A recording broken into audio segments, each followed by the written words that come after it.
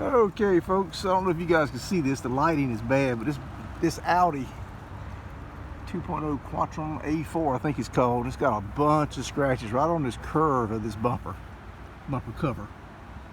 Yeah, you can see that. And I'm going to take my trusty 2000 grit.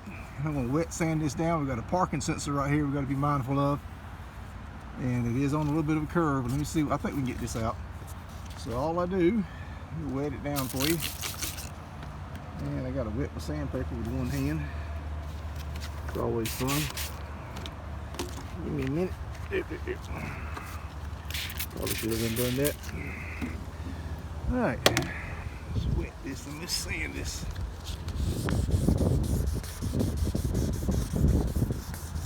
I'm not trying to sand the paint off, we're just trying to flatten the scratches down. That should do it. And wipe it off here. And it leaves that little look right there. See, I missed the spot down here.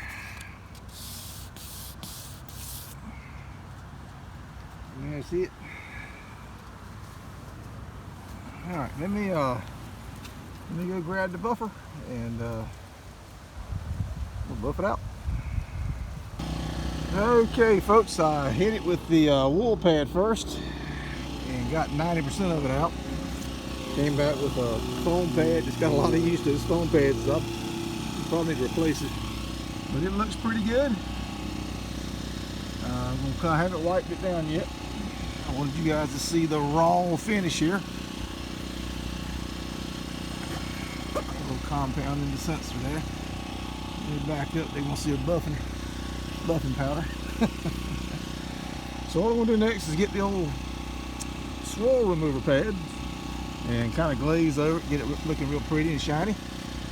And I'll get you a video when I get that done, okay? Okay, there you have it. And this repair took me about, I don't know, 10 minutes.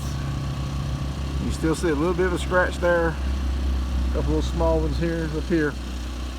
95% better than what it was. You got to know your limitations when you're working on these plastic bumpers, especially on the contoured area.